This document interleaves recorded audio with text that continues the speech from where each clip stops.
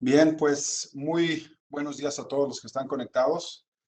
Les damos la más cordial bienvenida a nombre de Jones Day, la oficina de México y la oficina y la firma global, a esta charla, a esta plática que abordaremos, en la que abordaremos pues cuestiones, diría yo, novedosas de frontera sobre un tema que últimamente se ha desarrollado grandemente. Como ustedes saben, eh, el tema de la telesalud o salud digital, que sería el marco general, o aquel concepto que engloba las distintas formas de prestar servicios de salud a través de medios electrónicos y las telecomunicaciones, y enfocándonos un poco al tema que tal vez más recurrente es, a la aplicación que más también controversia regulatoria genera, que es la telemedicina en particular, que ya sería, digamos, la prestación de servicios clínicos pues al público en general, a pacientes por parte de profesionales de la salud. Creemos que es un tema que da para mucho en la conversación, así que hemos hecho un formato en el que seleccionamos algunos temas, algunas preguntas específicas que hemos estado recibiendo por parte de clientes y amigos. Y a la vez queremos que no sea el típico webinar que ya creo que todo el mundo está un poco cansado de estos formatos, toda vez que por la pandemia y la situación que vivimos hoy en día, pues se proliferaron y a veces tenemos las agendas llenas de los mismos. Así que, dicho eso, vamos a tener un panel en el que vamos a tratar de responder a preguntas, como mencionaba yo, de temas selectos, que pensamos pueden ser del mayor interés para quienes hoy están aquí conectados y para quienes están pensando incorporarse al sector o quienes ya se desarrollan en el mismo, porque como más adelante platicaremos, pues no hay una regulación específica en México. Hay otros países que han avanzado, hay otros países que han regulado, pero México se ha quedado un poco atrás en este camino y entonces hay muchos, digamos, aspectos vacíos, mucha cuestión de interpretación y diversos retos que habría que sortear para poder implementar un esquema exitoso de telemedicina en México o de telesalud en general o salud digital. Por ello es que hemos escogido temas específicos, por supuesto la regulación, si la hay en México o no la hay, hasta qué punto, qué falta, hacia dónde debemos o pensamos que debemos ir, qué cuestiones de carácter fiscal pueden estar implícitas o involucradas en esto y entonces requerir atención específica por parte de quien esté en este sector o sectores, y cuestiones de privacidad de datos que, pues, a la par que la telemedicina se ha ido desarrollando últimamente en mayor medida, aquí sí hay legislación ya muy bien establecida internacional y nacional, y cómo conviven estos tres aspectos con los servicios de salud digital y telemedicina en específico.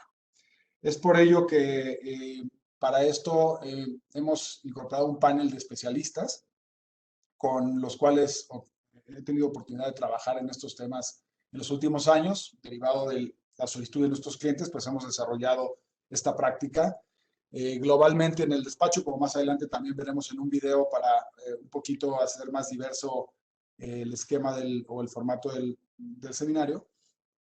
Pues el despacho tiene una práctica de ciencias de la salud y cuidado personal o de la salud también, y dentro de este grupo se formó un grupo más amplio de especialistas en otras áreas para poder asesorar en materia de telemedicina, principalmente en Estados Unidos y Europa. Esto ha permeado obviamente a Latinoamérica, en específico a México, y es por ello que pensábamos que era muy buena idea tener este seminario el día de hoy. Bien, para ello, como decía, tenemos un panel de expertos. Los presentaré a los tres porque interactuarán en el formato que tenemos establecido y estaremos empezando con las participaciones. Al final de esto, vamos a tener todavía tiempo, creemos que unos 10-15 minutos, para cualquier tipo de pregunta que haya surgido y que no se haya abordado durante la plática. Y habrá opción de hacerlo a través del Q&A que tienen disponible en la plataforma. Así que les invitamos, por favor, a que hagan uso del mismo, que nos manden sus preguntas y con mucho gusto estaremos, por supuesto, canalizándolas a quien corresponda para que nos den sus comentarios. Solo quisiéramos también hacer el aviso de que la sesión será grabada y con la intención de que pueda estar disponible para quien no nos haya podido acompañar el día. Bueno, pues con ello vamos a presentar, tenemos en el orden más o menos en que vamos a participar al licenciado Javier Cortés. Javier es un especialista en temas de comercio internacional y aduaneros, pero además, durante los últimos años ha desarrollado una práctica muy sólida en temas sanitarios o derecho sanitario, incluyendo la asesoría a empresas norteamericanas y mexicanas en materia de salud digital y telemedicina en particular. Así que su experiencia tanto en el tema de comercio internacional como en el tema sanitario, pues lo hace ideal para platicarnos de en qué estado se encuentra por el momento la regulación, hacia dónde vamos, qué es lo que podemos esperar. También está con nosotros Guillermo Larrea, que se encarga en el despacho de los temas de ciberseguridad, protección de datos y anticorrupción, y es un experto en el tema en general y derivado de las consultas, como decíamos hace un momento, que hemos recibido por varios años ya de diversos clientes, pues se ha especializado en ver cómo afecta o cómo impactan estas regulaciones de sus materias en la cuestión de telemedicina o en general telesalud. Así que él nos hablará de temas de ciberseguridad, de temas de protección de datos que tienen esta relación y que son importantes de considerar y de ver cómo evolucionarán en el tiempo, dado que pues, se plantea el desarrollo de legislación en México. Asimismo está también el socio encargado del área fiscal de la Oficina de México, que es Rodrigo Gómez, quien tiene muchísima experiencia en todos los temas, obviamente, relacionados con su materia, pero que también ha puesto especial atención en los últimos años a los impuestos digitales, a las cuestiones que pueden tener que ver con el establecimiento permanente, por ejemplo, de actividades hechas en México o que se pretenden realizar en otra jurisdicción y realmente se prestan en México, qué implicaciones a nivel impositivo puede tener estas actividades. Así que creemos que el conjunto de las tres pueden dar una visión bastante interesante de lo que habría que cuidar en materia o considerar en materia de prestación de servicios de telemedicina en intraméxico o de manera internacional, ¿no? En fin, que con ello daremos paso a las primeras preguntas hacia nuestros panelistas para iniciar con el tema y pues esperamos que sea de su interés. Quisiera iniciar, Javier, contigo, dado que la regulación, digamos, es lo que nos da el marco. Y en ese sentido, yo te quisiera preguntar, bajo tu concepto, ¿cuáles crees que sean las principales implicaciones derivadas de la falta de regulación que ya mencionábamos que estamos viendo en México en materia de salud digital y telemedicina en particular?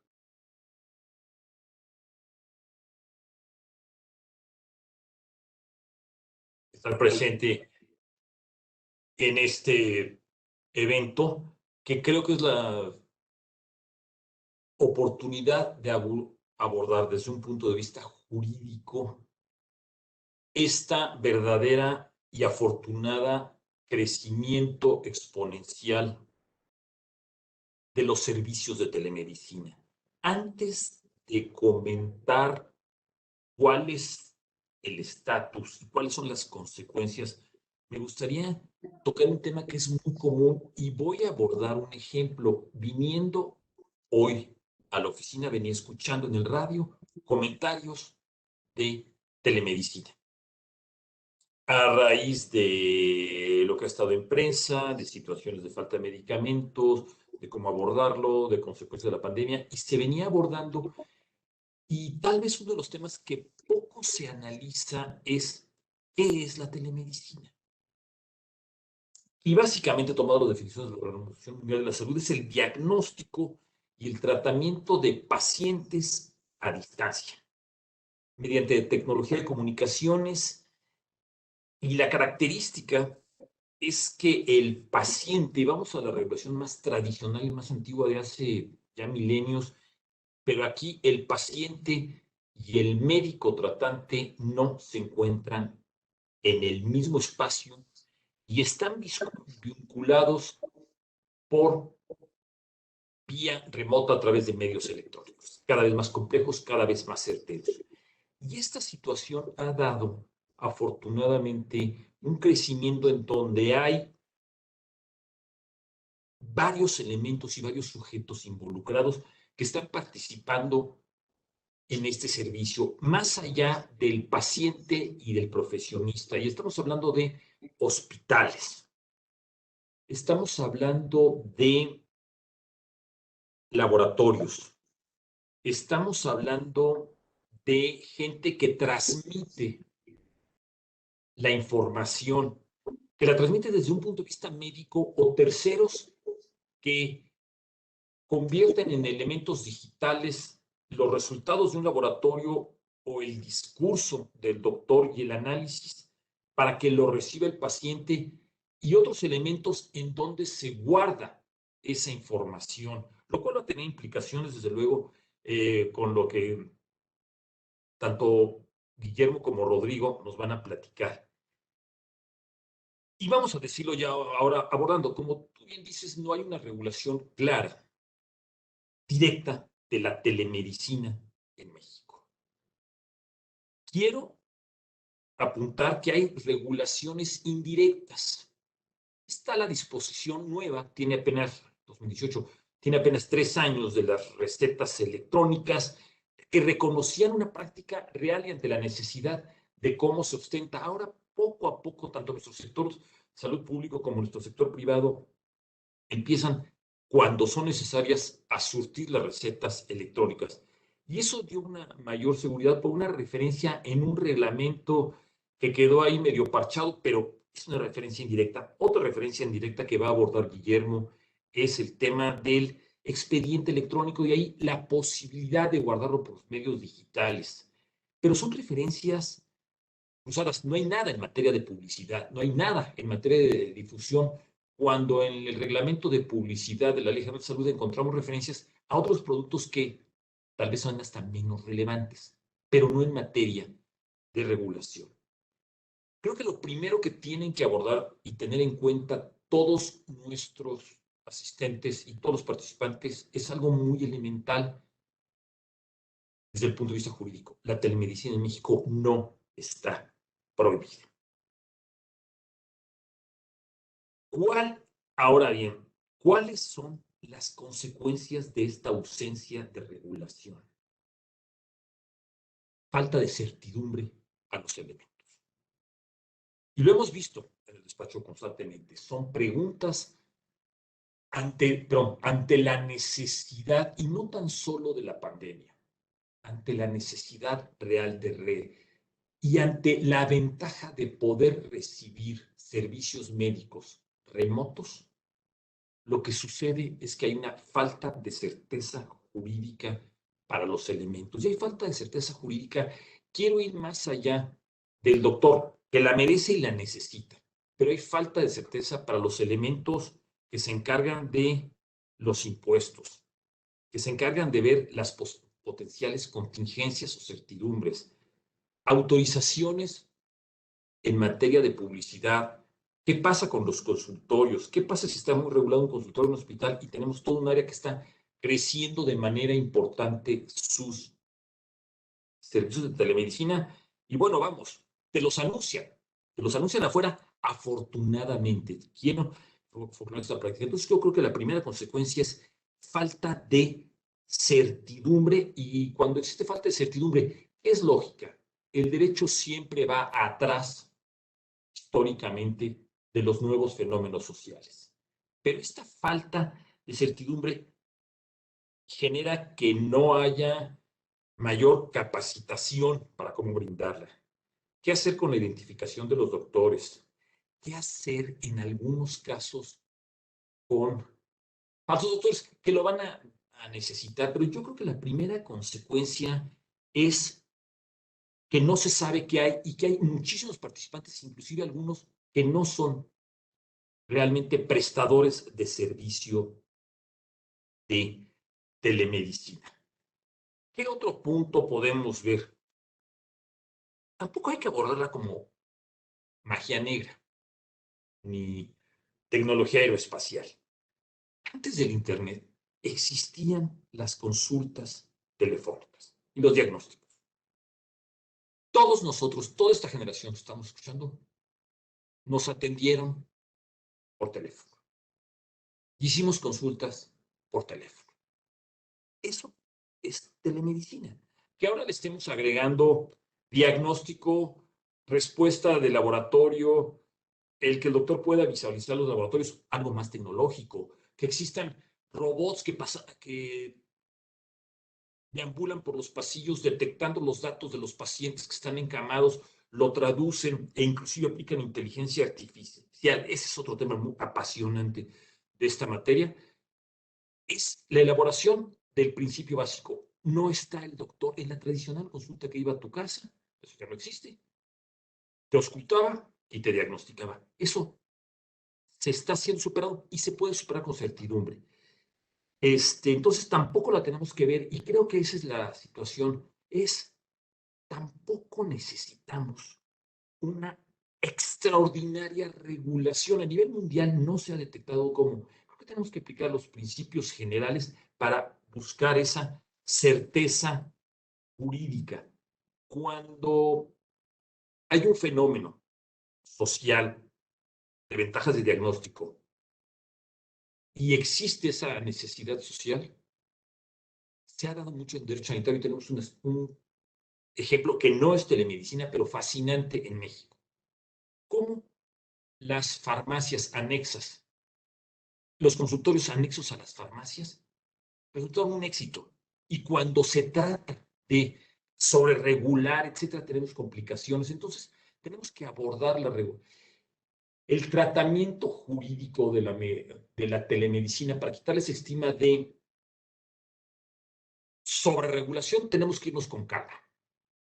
Simplemente es brindar certeza jurídica para que los campos de qué hacer con los datos de los pacientes, lo va a abordar Guillermo, para qué hacer con los efectos jurídicos en materia fiscal, que son importantísimos y nunca se abordan, para el prestador, para el intermediario, para el hospital, para el que transmite las comunicaciones, no funcionan. Y además, quiero finalizar esto con un tema realmente interesante y que nos genera muchísimas preguntas. ¿Qué sucede con esas consultas o servicios que se encuentran en el extranjero, en donde el prestador del servicio se encuentra, y es el doctor, vamos a hablar, y es el laboratorio el que se encuentra en el extranjero?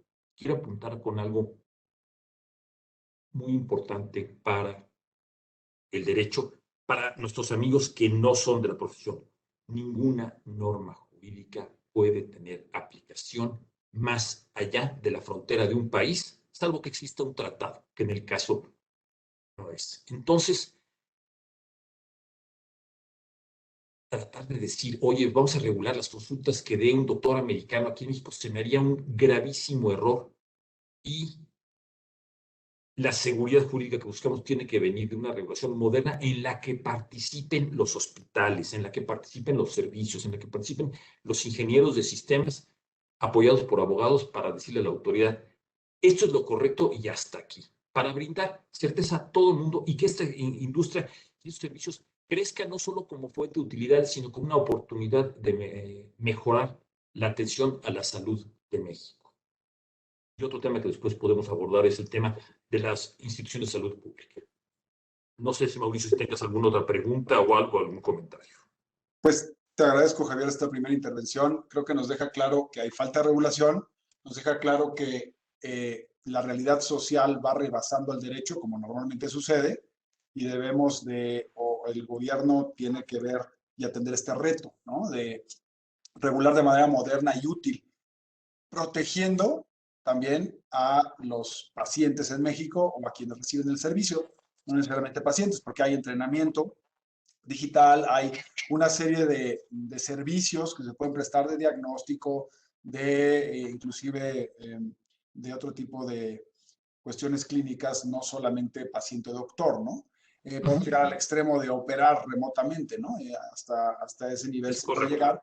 Entonces el reto es grande, yo lo creo así, Y con lo que tú mencionabas de dónde se presta el servicio, con estas opciones de que haya plataformas que liguen a un profesional de la salud con alguien que necesite el servicio, esto pues seguramente genera cuestiones fiscales que por lo menos vale la pena revisar. Por eso, en seguimiento a lo que platicaste, quisiera yo preguntarle a Rodrigo si nos puede comentar qué riesgos ve desde el punto de vista fiscal de la posible circunstancia en la que se considere como un establecimiento permanente a quien está prestando estos servicios y cuáles serían, digamos, las tendencias o las experiencias internacionales que México podría recoger en materia fiscal regulatoria para estos servicios.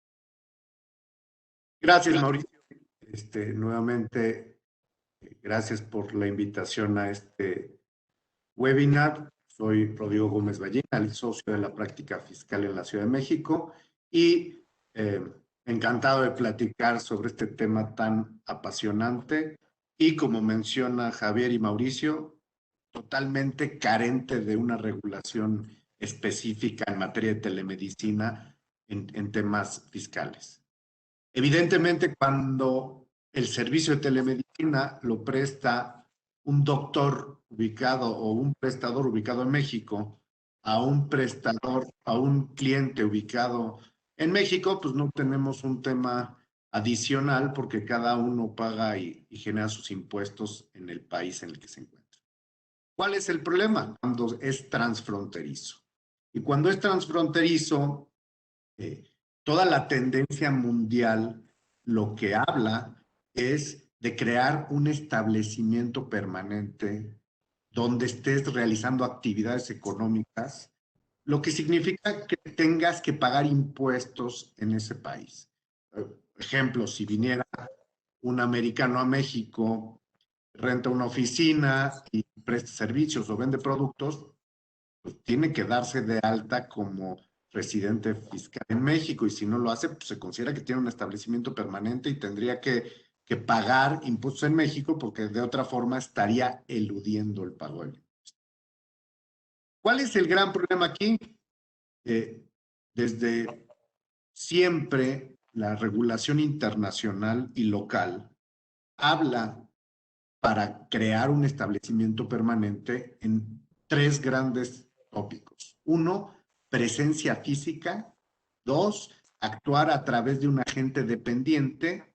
O tres, actuar a través de un agente independiente que a su vez este agente independiente no actúa en el marco ordinario de su actividad. ¿Qué pasa con los servicios digitales? No necesitas presencia física, no necesitas, en la mayoría de los casos, no necesitas alguien en México para prestar el servicio digital desde el extranjero en México, porque estás con el puro Internet y con medios digitales prestando ese servicio.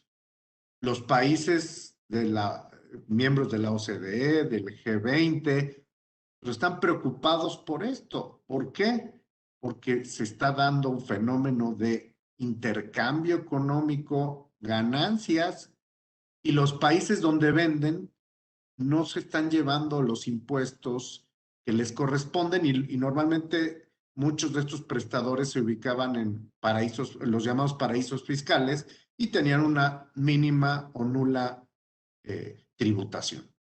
Entonces, seguramente han escuchado todas las tendencias fiscales internacionales que les llaman BEPS y que hay pilares. Realmente todo eso son gobiernos del mundo poniéndose de acuerdo para cómo repartirse la carga tributaria. Y el pilar 1 precisamente se refiere a cómo lograr que los que prestan servicios digitales y no tienen presencia física en un país puedan pagar impuestos en ese país. Porque con nuestra regulación actual, tanto en tratados como en legislación doméstica, no hay una presencia física.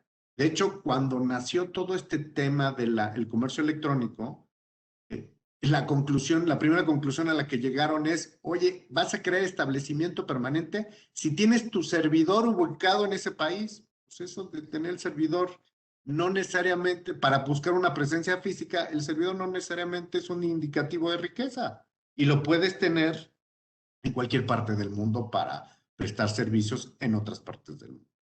Entonces, los países del mundo, sobre todo los de la OCDE, se han reunido en diversas ocasiones para intentar buscar cuál es la mejor solución para imponer un impuesto directo, un impuesto sobre la renta, a quienes realizan servicios digitales en otro país.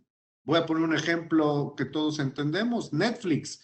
Netflix no tiene presencia física en México y cualquiera puede acceder a la plataforma. No necesitas una persona que te venda el producto, que te lo instale, nada. De hecho, las televisiones vienen ya con el icono de Netflix, es nada más poner la cuenta y punto. Entonces, Netflix, ¿cuántos suscriptores de Netflix habría en México? Y Netflix está ubicado en el extranjero, nadie o no paga impuestos sobre la renta en México porque no crea, bajo las actuales reglas, un establecimiento permanente. ¿Cuál es entonces la tendencia? Porque no es un problema exclusivo de México y no es exclusivo de telemedicina, es de todos los servicios digitales. La tendencia es buscar una fórmula, digamos, universal para modificar los modelos de tratado y modificar las legislaciones domésticas para obligar a estos prestadores de servicios digitales a que paguen impuestos donde generan ingresos. Y hay varias teorías, la teoría del nexo, la teoría del el consumidor final o una teoría a través de precios de transferencia. Obviamente no se ponen de acuerdo porque ¿cómo regulas algo intangible? ¿Y cómo pones una regla de tú eres un intangible y pagas en México? Es muy complicado y en eso están. Y de hecho, lo más exitoso que se ha dado, incluso, y lo platicaré más adelante, es hacerlo a través de un impuesto indirecto, como es el impuesto al valor agregado, por los servicios prestados en otro territorio. Pero un impuesto directo sobre las utilidades, ha habido intentos en varios países y todavía no se tiene una fórmula que pueda funcionar.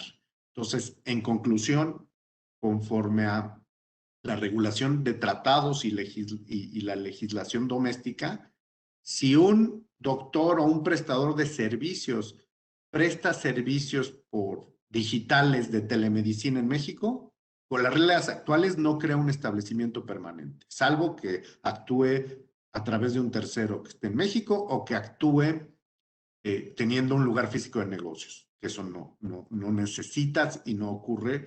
Y se ha demostrado con la pandemia que los lugares físicos ya son optativos y todo se puede hacer remoto. Entonces, no solo es una preocupación para México, es una preocupación a nivel mundial y veremos cómo va evolucionando para que los gobiernos del mundo se pongan de acuerdo en esto. Y hay otra cuestión que va relacionada, que es un impuesto mínimo a las empresas, un impuesto mínimo mundial, y que muy probablemente por ahí se va a regular. De hecho, Biden en lo que anunció como sus posibles reformas fiscales, ya habla y reconoce ese impuesto mínimo que va de la mano con el impuesto digital. Entonces, veremos qué es lo que sucede y qué va a pasar en un futuro con esta regulación. Correcto, te agradezco, Rodrigo. Y yo creo que tenemos que regresar al tema del impuesto digital en un momento, porque creo que eso es ley en México y habría que platicar un poquito más, ya lo mencionaste. Definitivamente, como ya lo mencionaron ambos, los servicios de telemedicina se dispararon con la situación de la pandemia, ¿no? Ya venían desarrollándose de una manera muy importante. Sin embargo, la pandemia pues trajo la necesidad realmente ya de hacerlo así. En México, la mayoría de los diagnósticos ya se hacía inclusive por parte del Estado, no solo de particulares, vía remota. Y evidentemente eso, Guillermo, seguramente abre la puerta para mayor vulnerabilidad cibernética. De esa manera es que tal vez en este punto lo que nos gustaría es un poquito tus comentarios respecto a el riesgo, cómo dimensionar este riesgo, cómo atender este riesgo de ciberseguridad derivado del cada vez más usual, la cada vez más usual práctica de telemedicina y otros servicios digitales, pero ahora estamos con este tema en particular, ¿no? ¿Qué nos puedes comentar? Por supuesto, gracias Mauricio y bueno, buenos días a todos. Ya en la presentación comentaban que, bueno, en mi cancha están los temas de compliance, ciberseguridad y protección de datos. Bueno, entrando al tema de la pregunta que plantea Mauricio, pues empezaré diciendo que la telemedicina representa un riesgo fundamental, importante en materia de ciberseguridad. Los expertos dicen que es el gran tema a resguardar, a cuidar. Hay gente que todavía cree que, o hay mitos sobre la irrelevancia de la información, más allá de la vergüenza, de la pérdida de la información que puede ser, por ejemplo, en un procedimiento médico. Pero la realidad es que más allá de este tipo de difusiones, el impacto es mayor en cuanto a lo que se puede hacer con la información. Este tema implica elevar el nivel de entendimiento de la ciberseguridad, no solamente como una seguridad lógica, sino también como seguridad del paciente. Y ahí poner, digamos, en el pedestal correcto el entendimiento que tenemos de la ciberseguridad, como este conjunto de pasos, pues a través de los distintos dispositivos que se utilizan para el intercambio de información en una consulta médica. Pondría que hay tres grandes niveles a considerar en este proceso de protección. Por un lado, la seguridad de los dispositivos, lo que tiene que ver con la conexión de aparatos, laptops, sistemas, nubes, teléfonos y aplicaciones. Por otra parte, el proceso de identificación del paciente e identificación del proveedor, ¿no? Por ejemplo, para evitar cuestiones de fraude o efectivamente estar tratando con la persona que nos interesa tratar en un procedimiento así. Y finalmente, la seguridad de acceso. Aquí la pregunta que nos tenemos que hacer es, ¿cuál es el peor escenario posible? Y esa es una pregunta muy viable, muy justa en este ambiente de la ciberseguridad. Porque en quienes nos dedicamos a estos temas de la ciberseguridad, no nos preparamos para impedir los incidentes, porque sabemos que no existe nada como una ciberseguridad total, como una protección lógica total, sino nos preparamos para responder a los incidentes de ciberseguridad. Y de ahí que pues, deben de existir protocolos de incidente, de respuesta en el momento en el que tengamos una situación crítica con información de un paciente. Pero siguiendo en este marco de dimensionar y atender el riesgo de la ciberseguridad, tenemos que pensar que al existir distintos aplicaciones y procedimientos remotos, debemos de pensar en los requerimientos de privacidad y ciberseguridad en los lugares de la emisión y recepción de los mensajes. Aquel paciente que se encuentra en México versus una persona, un doctor que está en los Estados Unidos, tienen requerimientos muy diferentes en cuanto a seguridad lógica y a seguridad de datos. Y los requerimientos varían de estado a estado en la Unión Americana, como lo varían en la Unión Europea, como varían en Sudamérica. Entonces, hablamos de una multiplicidad de requerimientos desde el punto de vista, insisto, de la ciberseguridad y la protección de la privacidad y la seguridad lógica. Por otro lado, los requerimientos del ciberespacio, como las nubes y los servidores.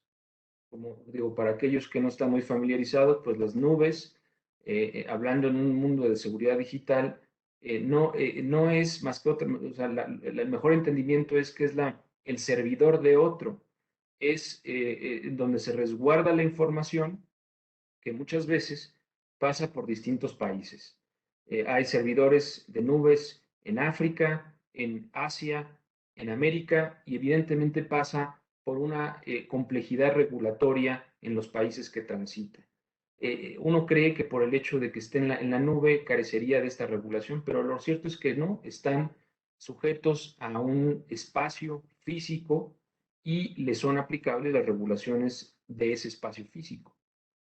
Y luego finalmente el requerimiento sobre el activo de trabajo, ¿no? Que son los datos sensibles de los clientes, ¿no? Cuando hablamos de un procedimiento quirúrgico una consulta, hablamos de un dato sensible, una información que y permite identificar a una persona y que debe resguardarse, y que conocemos que en México claramente existe una regulación muy amplia en materia de protección de datos personales, ¿no? Finalmente, en este ejercicio de dimensionar el riesgo de la ciberseguridad, tenemos que hablar de los equipos. Aquellos equipos con los que se realizan este tipo de transmisiones, pues tienen que tener sistemas operativos actualizados y protecciones contra, por ejemplo, malwares u otro tipo de incidentes o de afectaciones a la ciberseguridad. Planes de respaldo, políticas y procedimientos para el tiempo de inactividad, así como disposiciones para la comunicación y la documentación durante las interrupciones del servicio. ¿Qué pasa si estamos en un procedimiento quirúrgico, en una consulta vital, en donde se interrumpe el servicio? ¿Cuáles son los protocolos que la institución y que el doctor están planteando en esa situación? ¿Sí? Hay que tener en cuenta pues un plan de catástrofes, ¿no? Como una gestión de sobrecarga, por ejemplo, en los sistemas. La protección de sistemas y de dispositivos en antivirus, evidentemente, pues estas son las cuestiones lógicas fundamentales, ¿no? Y hay cuestiones un poquito más complejas, como son las medidas de control de datos para garantizar que la información de los pacientes sigan el flujo a través de las VPNs en usos de encriptación y anonimización de los datos. Es decir, que solamente tengan acceso a esos datos el paciente y el médico que está realizando la consulta respectiva, y no que esté abierto, digamos, a que cualquiera pueda consultar esta información. Medidas de cifrado extendidas a los datos almacenados en dispositivos portátiles. Gran parte del uso de la telemedicina actualmente se está realizando a través de aplicaciones y dispositivos móviles. Entonces, ¿qué pasa cuando un paciente, pues de pronto se encuentra en lugares públicos o están en lugares inseguros para la transmisión de la información? Debe de haber ciertos protocolos que seguir, ¿no? Así como incluir la autenticación de 2 factores, escaneos biométricos y muestras de patrones de voz. Es aquí por solamente mencionar algunos temas.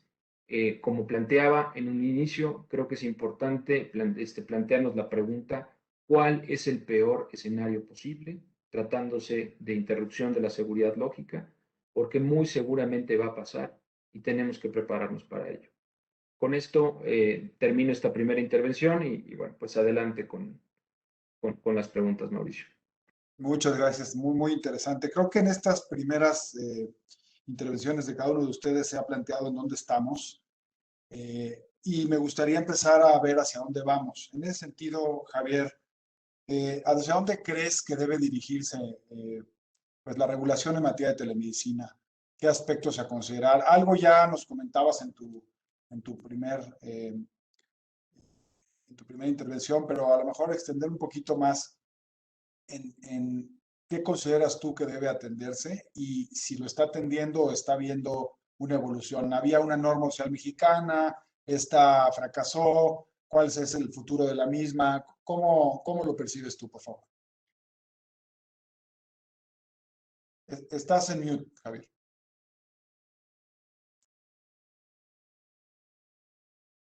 Temas interesantísimos, sobre todo para los participantes que tienen interés en hacer crecer su participación. Ya hablo de farmacias, hablo de hospitales, hablo de grupos profesionales, de doctores, hablo de escuelas de medicina.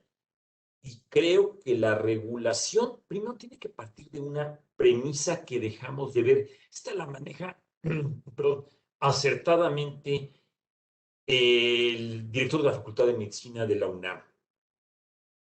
Quitarse ese miedo, ese prejuicio por parte de autoridades que la telemedicina es cara y que es reflejo y que solamente sirve para las personas que tienen acceso a una computadora y en donde los doctores le van a prestar servicios y que va a ir a un laboratorio privado.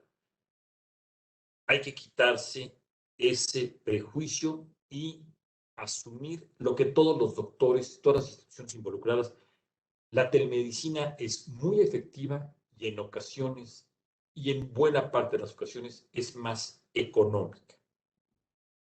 Y nos ha sucedido.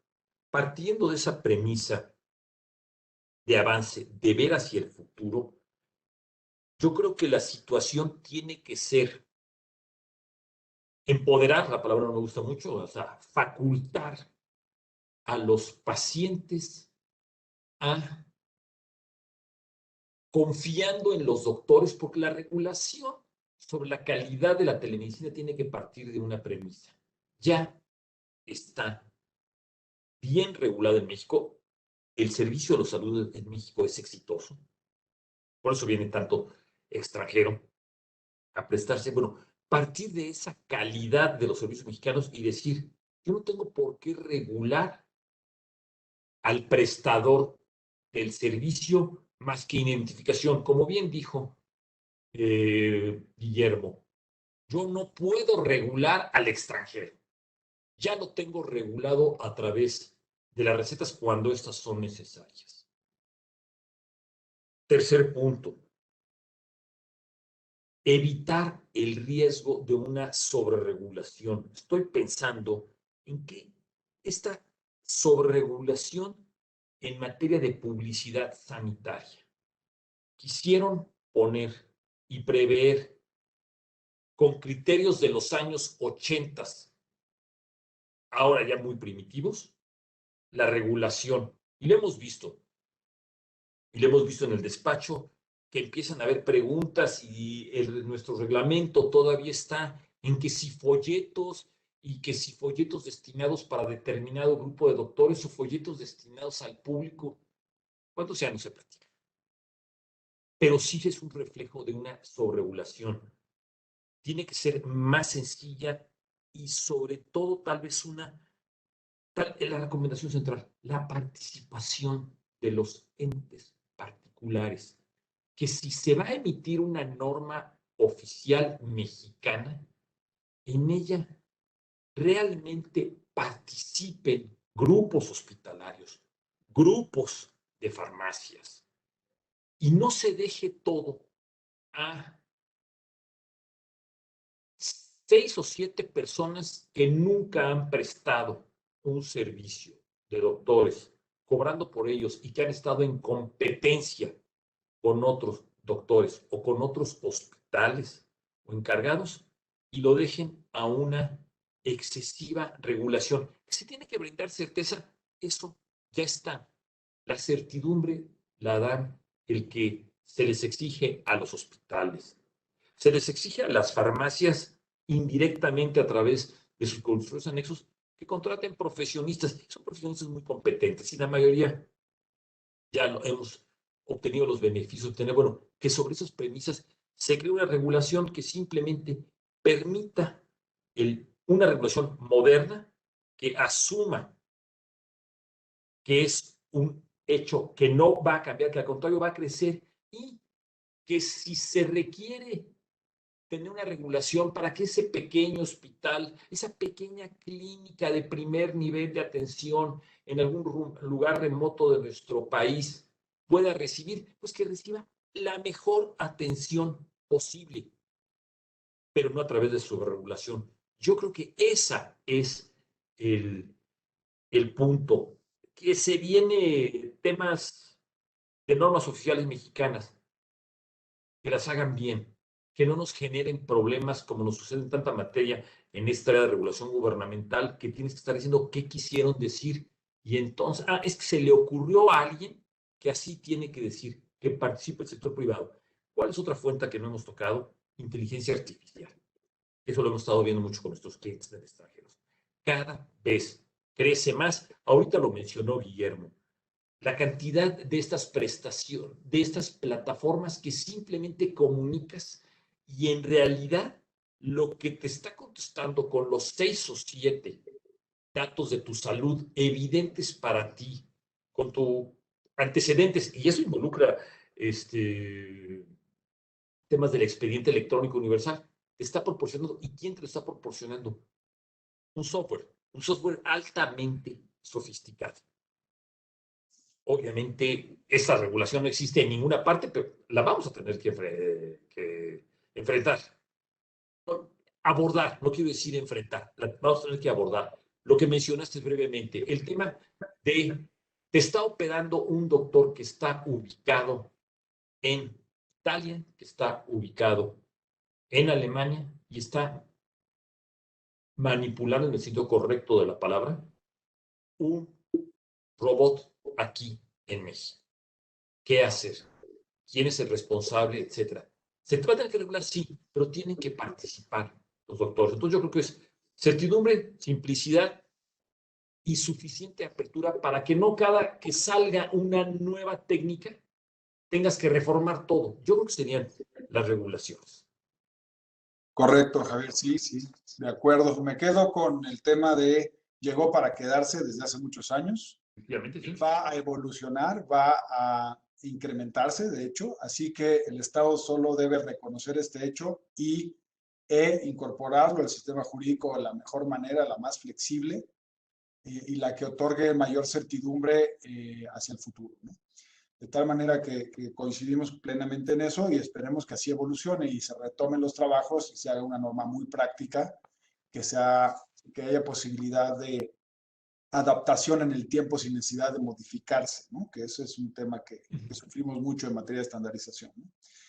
Pero en ese aspecto, pues al Estado el tema que más le importa normalmente es el impositivo, ¿no? Es algo que en cualquier actividad o materia, pues el Estado, si en algo evoluciona rápido, es en la materia fiscal, ¿no? Lo demás puede quedarse un poquito retrasado, pero en eso siempre hay un interés y una capacidad distinta que en otras áreas de gobierno, ¿no? Por eso es que quisiera ahondar un poquito, Rodrigo, si te parece bien, en el concepto de impuesto digital que ya mencionabas anteriormente, cómo aplica en México y si tiene o tendrá una aplicación en la telemedicina en estos momentos o en el futuro. Gracias, Mauricio. Sí, justamente como anticipaba en la intervención anterior, los gobiernos y las autoridades fiscales del mundo se han dado cuenta que mientras no resuelvan en conjunto cómo imponer un impuesto sobre la renta por estos servicios digitales, utilizan el impuesto al valor agregado como medio para recaudar impuestos por estos servicios. El año pasado, todos recordaremos, en medio de la pandemia, se anunció con bombo y platillo el famoso impuesto digital, y ese impuesto digital que entró en vigor el 1 de junio de 2020 no es otra cosa que un impuesto al valor agregado sobre servicios digitales. ¿Cómo funciona? La ley prevé que se pagará el impuesto al valor agregado a la tasa del 16% por los servicios digitales que se presten en territorio nacional. ¿Cuáles son esos servicios digitales? Pues la ley dice, primero, son servicios por los cuales se cobra una contraprestación. Entonces, si tú usas un servicio, por ejemplo, Zoom, que hay la versión gratuita y la versión de cobro, la gratuita, pues no hay contraprestación, por lo tanto, no habría impuesto. ¿Qué tipo de servicios digitales están regulados como sujetos del impuesto? Los de descarga de imágenes, películas, juegos, ese que llaman streaming es uno de los casos. 2, los clubes de citas. 3, los de intermediación de servicios electrónicos, donde un tercero pone en contacto al proveedor y al receptor. Ejemplo, Uber, Airbnb. Y el tercero, aquellos servicios de enseñanza, de test o de ejercicio. Obviamente, si cobran, pues es una plataforma, si es de enseñanza, si es de test, ahí podría algún tema de telemedicina entrar. Mucho dependerá cómo se ofrece, porque si se ofrece en una aplicación y la aplicación cobra, pues ya está claro que habría ese impuesto, no por ser telemedicina, sino por ser un servicio digital, pero volviendo a un ejemplo que puso Javier, una consulta telefónica con el doctor en el extranjero, pues eso nunca va a ser un sujeto a impuesto al valor agregado. Después la ley dice, oye, tiene que ser en territorio nacional. ¿Y cómo sabemos que es territorio nacional? Pues la ley dice, si tú manifiestas que tienes domicilio en México, ya se considera que se presta en territorio nacional.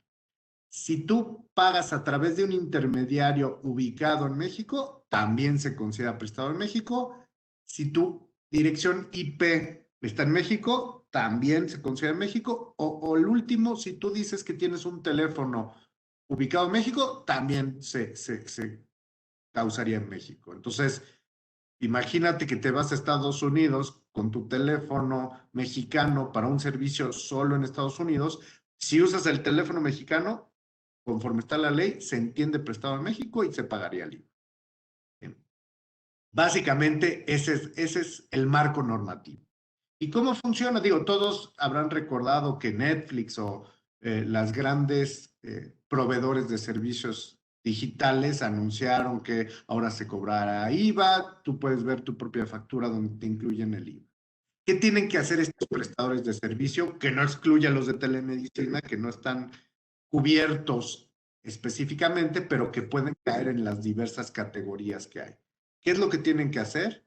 Tienen que nombrar un representante legal en México que será responsable solidario de sus impuestos, darse de alta con un RFC y tienen que cobrarle el IVA a los clientes y pagarlo. Hasta el año pasado, la versión original de la reforma decía, oye, ¿qué pasa si no se registra? Pues el consumidor final es el que tiene que considerar importado el servicio y pagar el IVA. Evidentemente, pues nadie conoce cómo debe pagar y nadie dice, oye, yo usé Netflix, no está registrado, voy y pago. Eso realmente es una utopía. Entonces, se dio cuenta el SAT de eso y la única reforma que se dio para 2021 es dar facultades al SAT y todo un procedimiento por el cual si no está registrado un proveedor, el SAT puede pedirle al Instituto de Telecomunicaciones que bloquee la página de Internet en México. Entonces, esa es como la medida de presión que hay ahorita para poder obligar a estos proveedores a registrarse y pagar sus impuestos. En la práctica, ¿qué sucede? Y lo hemos visto con varios clientes del despacho. Bueno, lo que todo el mundo conocemos, no hay citas en el SAT para nada. Eso incluye, no hay citas para registrar proveedores extranjeros del servicio de digitales. Habiendo citas, se hacen bolas, no saben qué requisitos, no saben bien qué pedir y cómo demostrar que prestan el servicio y cómo darlos de alta. Varias vueltas tienen que dar con el tema de las citas, que se lo vuelve complicado. Entonces, esa es la realidad, que tenemos una regulación que trata de ir o de atraer ese IVA y pagar ese IVA en México, pero en la práctica no todos se pueden inscribir por trabas gubernamentales y por la pandemia incluso. Hasta ahorita no se ha sabido de alguien que lo hayan bloqueado, pero ese es el reto. ¿Y cómo encaja la telemedicina aquí? Muy sencillo. Si caes en cualquiera de los supuestos que mencioné, generadores del impuesto, vas a caer y vas a tener que registrarte y pagar. Si existiera una app donde pone en contacto paciente con el doctor en el extranjero, pues esa app, y le cobra al paciente, esa app tiene que cobrar el IVA y tiene que registrarse y pagarlo, porque si no, la van a bloquear. Entonces, si se hace de otra forma, por ejemplo, si la consulta es vía Zoom o esta misma reunión, que hubiera una consulta jurídica de medicina, pues lo estamos usando Webex. Webex, pues si ya pagamos por el servicio, ya pagamos el IVA, pero es por usar Webex, no por el contenido. Entonces, puedes cobrar $1 millón en la consulta médica, pero y usas Zoom, y realmente el IVA va a ir por la suscripción de $300 al mes de Zoom.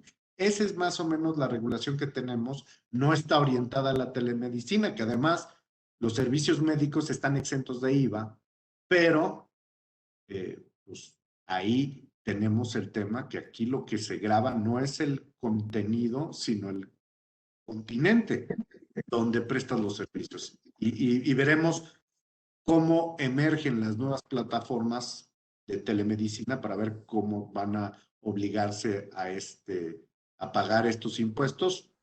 Para terminar, puedo decir que son públicas las plataformas que se dan de alta de servicios digitales y no hay ninguna que parezca de servicios de telemedicina registrada en México para pagar este llamado impuesto digital. Correcto, correcto. Pues queda claro que aunque el Estado quisiera recaudar ante estas nuevas tecnologías, el reto que tienen es importante, ¿no? Es muy escurridizo, digámoslo así, y difícil de controlar. Y por lo tanto, pues este impuesto, aunque tiene esta intención, su aplicabilidad está cuesta arriba, ¿no?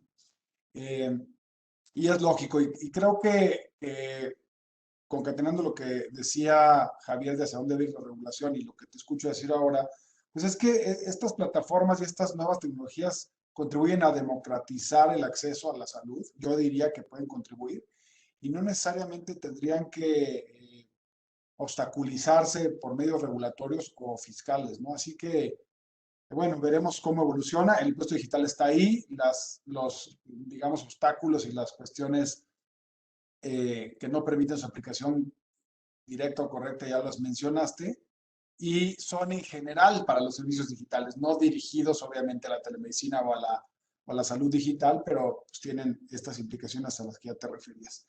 En ese mismo sentido, como ya hablábamos de ciberseguridad, Guillermo, el hecho de estar transfiriendo datos y el hecho de estar prestando servicios de manera remota, pues genera, entenderíamos, y a eso quisiéramos referirnos ahora, implicaciones de carácter de protección o de privacidad de datos. Y en ese sentido, ¿qué aspectos prácticos crees que se deben considerar para el consentimiento informado, por ejemplo, ¿no? Dentro del uso de la telemedicina sería interesante saber.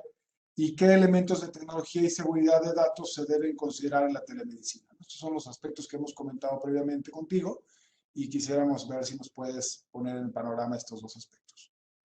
Claro que sí, Mauricio. Muchas gracias. Y para aquellos que se están uniendo, nuevamente mi nombre es Guillermo Larrea. Tengo a mi cargo los temas de compliance, ciberseguridad y protección de datos en la oficina de Jones Day México. Bueno, atendiendo a tu pregunta, Mauricio, el consentimiento informado fundamentalmente es un proceso continuo, proceso gradual entre el personal de salud y el paciente que se consolida en un documento en específico. Tiene por objeto informar la enfermedad y procedimiento que se propone utilizar, los riesgos y beneficios, y en su caso las alternativas. Consta de dos partes fundamentales: el derecho a la información y el derecho, por otra parte, a la elección. Digamos que el consentimiento informado es la piedra angular de un tratamiento de telemedicina. Es lo que te va a permitir saber qué se puede hacer y qué no se puede hacer en un determinado procedimiento, ¿no? Evidentemente hay norma oficial mexicana que regula el consentimiento informado, la Ley General de Salud. Y, por ejemplo, digo, solamente por ponerlo en perspectiva, se requiere que el consentimiento informado esté por escrito, ¿no? Y se requiere cuando existe, por ejemplo, una hospitalización psiquiátrica, una urgencia, un peligro de vida, ¿no? De alguna manera, el consentimiento informado se tiene que poner al frente y tiene que ser previo, evidentemente, al tratamiento, salvo cuando existen situaciones de emergencia en las cuales se podrá omitir y evidentemente utilizar el consentimiento de un familiar en un determinado procedimiento. Ahora, ¿qué es lo que encontramos en la telemedicina? Que el consentimiento informado, pues sí tiene requerimientos muy específicos en la Ley de Salud Mexicana, pero también hay requisitos que cumplir en otras jurisdicciones de aquellos ya sea pacientes o médicos que están participando en el procedimiento de intercambio de información. Y entonces es cuando se ensambla esta multiplicidad de requerimientos de distintas jurisdicciones cuando se cometen errores pues muy comunes.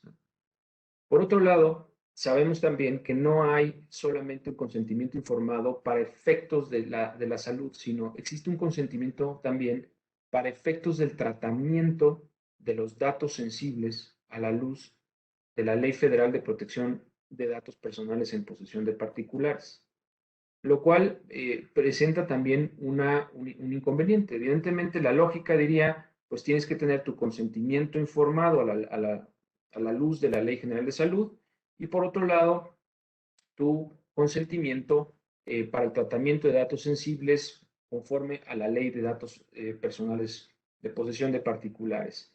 Pero, pues muchas veces por el uso de la tecnología, pues, dependiendo del dispositivo, se conjuntan o se confunden esta clase de consentimientos. Entonces, un aspecto práctico a considerar es que hay que distinguir los distintos requerimientos en materia de salud y en materia de datos personales y entender que tienen finalidades muy diferentes.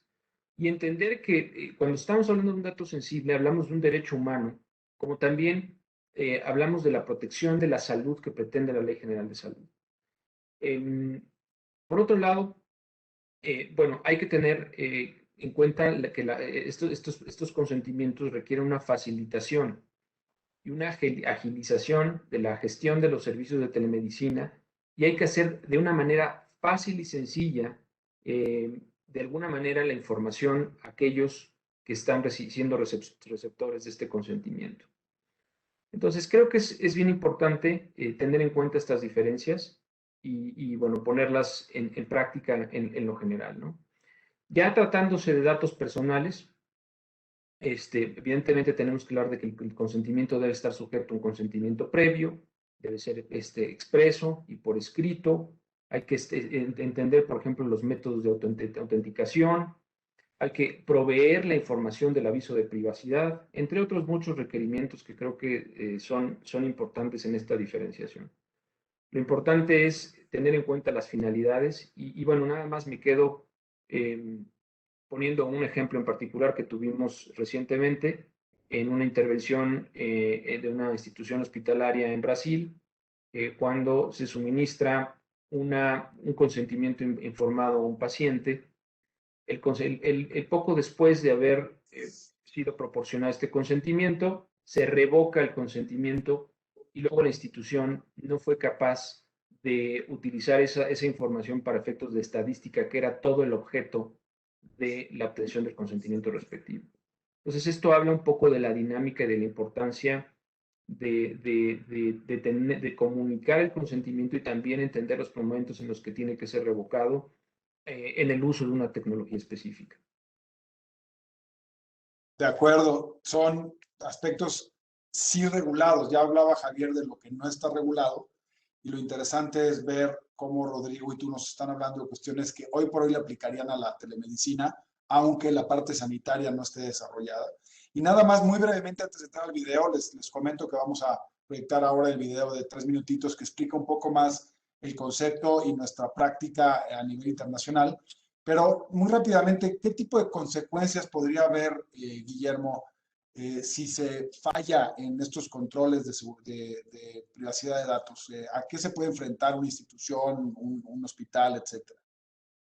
Bueno, hay multas de distintos índoles, evidentemente, por un lado, por el lado de la salud y evidentemente en el tratamiento de los datos personales, pues también se consagran multas en la Ley Federal de Protección de Datos Personales, ¿no? Digo, son sujetos a procedimientos administrativos, pero también hay que decir que cuando hablamos de datos que pasan la frontera mexicana hacia Estados Unidos o Europa, pues pueden estar también sujetos a multas y a procedimientos civiles e inclusive penales en esas jurisdicciones. Entonces, cuando hablamos de telemedicina tenemos que entender que pues el tratamiento debe de ser global, el análisis debe de ser multijurisdiccional y entender que puede haber responsabilidades en todos estos ámbitos en varios países. Correcto, muchas gracias. Con eso, porque es importante saber que hay consecuencias, ¿no? Y que es importante entonces estos controles tenerlos en su lugar. Con eso, Jaime, te pediría si podemos pasar al video. Son 3 minutitos, les pedimos que nos acompañen al mismo porque tiene información interesante. Está en inglés y también tiene subtítulos por si alguien lo prefiere, ¿no? Digital health is really just using technology in lots of different ways to transform how healthcare services are delivered or actually formed in the case of life science companies. You take anything from telemedicine, which is really using a smartphone to enable patients to engage with their provider, or artificial intelligence and other tech-enabled tools that are advancing diagnostic capabilities. Or you're now looking at things like digiceuticals, which is really just a software for treatment. So very often you have now traditional pharmaceutical companies cooperating with medical devices companies, technology companies, telecommunications companies in a way that is completely new. And so each of these actors in the value chain will have different questions depending on the angle they've traditionally had. There's no question that the rapidity of change in our industry is exponential. 5 years ago, digital health was still in its infancy, and now it is really a centerpiece for this life sciences industry. And what's also the case is that the areas of drug development utilize technologies that were not imagined just a few years ago. It used to be, here's the pill, here's the medication to treat the manifestations of a disease. Now we're looking at ways of controlling disease that go back and talk about amending one's genes or one's cells to try and address the problem before it actually comes to fruition. It's important to understand that digital health is a type of delivering care, or in the case of life science company, it's a type of developing processes and new treatment capabilities using technology tools for efficiencies and so forth. So you see health regulatory legal issues, you see data privacy legal issues, you see intellectual property issues, because much of what you're developing is IP, so you need to properly protect those issues. You also see various different transactional issues. With almost any digital health project, you involve multiple parties. Because of that, you have transactional issues, partnership issues, contractual issues. And various people have different approaches. Are you the payer that wants to use a particular digital tool? Are you the provider that wants to use a particular digital tool? So it really runs the gamut. We see the future of a variety of needs on product liability. When you talk about artificial intelligence related tools in the context of healthcare, and these tools are advancing diagnostic capabilities, well, at a certain point, who's going to determine who's liable if it's the tool who's actually making a diagnostic competency function, or is it the provider who is? And the regulators are really increasingly struggling with that issue as well. Can they regulate a machine like they would regulate a human being?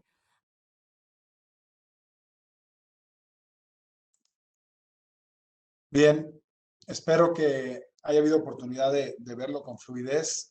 Parece que había algunos problemas técnicos, pero lo que este video quería es un poquito presentar cuestiones generales de telemedicina, de telesalud, y algunos de nuestros colegas de Estados Unidos que están 100% dedicados a este tema y concentrados en él. Se ha hecho, como decía yo, un grupo de trabajo multidisciplinario e internacional para atender los temas que ya ha venido comentando Javier, Rodrigo y Guillermo con mucha puntualidad. Bien, digamos, para cerrar y ir cerrando el tema y redondear estos últimos puntos, hay algunos aspectos más particulares, Javier, o fenómenos, como el tema del turismo médico. Y en ese sentido hemos tenido consultas de plataformas que lo que buscan es darle una herramienta a los turistas, por ejemplo, para que estando en México puedan consultar especialistas de su país, porque tal vez le tengan más confianza, porque es el idioma, etcétera. Y también está lo que ya mencionabas tú en alguna participación anterior, de el costo-beneficio de atenderse en México a veces. y a lo mejor tomar un hospital en México, pero un profesional en Estados Unidos. En ese sentido, ¿qué deben considerar también los hospitales cuando se asocien con doctores o otras instituciones en Estados Unidos? ¿Qué nos puedes comentar en este respecto, Javier? Bueno, curiosamente, la pregunta va encaminada a 3 temas que la regulación, desde luego la premisa es, no existe. No existe la regulación sanitaria. Y el enfoque que se le debe de dar es radicalmente diferente en cada uno de los casos. Pones y planteas muy interesante esas plataformas en las que se utiliza una conexión que el turista llega a México, se preocupa por su salud y realmente lo que hace la plataforma es, en algunos casos, darle una respuesta sencilla. No te preocupes por tu dolor de cabeza, no te preocupes por tu malestar estomacal y atiéndete de determinada manera o no te atiendas. Para saber la respuesta y ver sus consecuencias en materia de regulación sanitaria, para ver sus consecuencias en aspectos de confidencialidad de datos y para ver sus efectos fiscales, obviamente para la plataforma hay que ver cómo está integrada y cómo se accede. ¿Es gratuita? ¿Quién me va a brindar el servicio? ¿Me lo va a brindar un doctor americano o una plataforma inteligente ubicada, perdón por la expresión, vete tú a saber en dónde? Podría estar, no estoy hablando de Houston, no estoy hablando de los grandes hubs, podría estar en algún lugar de África en donde cueste barato o en Asia. Hay que ver cuál es la atención y hasta dónde llega. Otro caso es cuando esa plataforma te pone en contacto con un profesionista, con un doctor mexicano, que puede ser independiente o podría ser inclusive una cadena de una farmacia. Pero el que te va a atender es un doctor mexicano con una cédula profesional registrada en México y convalidado por la regulación mexicana, tanto la Ley General de Salud como la regulación que hay en el Reglamento de Prestación de Servicios Médicos o los criterios y los convenios entre las escuelas profesionales, pero ese doctor que te va a atender y que te va a visitar en tu hotel es un doctor mexicano y te va a dar una receta mexicana. Ese es otro ejemplo que hay que ver y estamos apenas en el primer tema. El otro es el turismo médico. El americano y digo americano por la cercanía del americano, el canadiense, el centroamericano que llega a atenderse a un hospital mexicano, bueno, pues es una atención totalmente regulada y prevista porque hasta inclusive deja de ser telemedicina. Y creo que lo valioso es muestra de que en México se atiende bien y a buen precio. Tema es si esos lugares de prestación cuentan o no con las certificaciones y los registros en Estados Unidos para que sus seguros sean aplicables. Es un tema muy interesante. El otro que dijiste es, el hospital tiene que tener cuidado, sobre todo por su responsabilidad y las disposiciones o cómo se comunica a un potencial paciente que va a recibir atención y asesoría. Quiero utilizar la palabra asesoría y no quedarme en el diagnóstico, porque habría que analizar si ese doctor extranjero, o sea, donde sea, desde luego vamos a hablar del típico ejemplo americano o europeo, eso no un servicio para la regulación mexicana y las implicaciones que para ese hospital podría tenerlo dado conforme a la regulación extranjera. Por eso ese tema que menciona brevemente Guillermo, pero que me llamó muchísimo la atención, que no hay que dejar de perder de vista, es que tiene que ser un diagnóstico y un tratamiento, o sea, que el hospital o la farmacia se regule y sepa que va a ser un tema multiterritorial, en donde va a haber la regulación mexicana, pero tiene que ver si esa contratación de un servicio extranjero no le afecta o qué implicaciones le toma en el país en donde lo está contratando. Y es algo que generalmente no se atiende y eso se tiene que ver. No sé si usted con esta respuesta te esté dando una respuesta concreta. Sí, sí, me parece y me quedo con el tema de vigilar la relación, ¿no? Y que en México se esté cumpliendo con todo lo que se tiene que cumplir.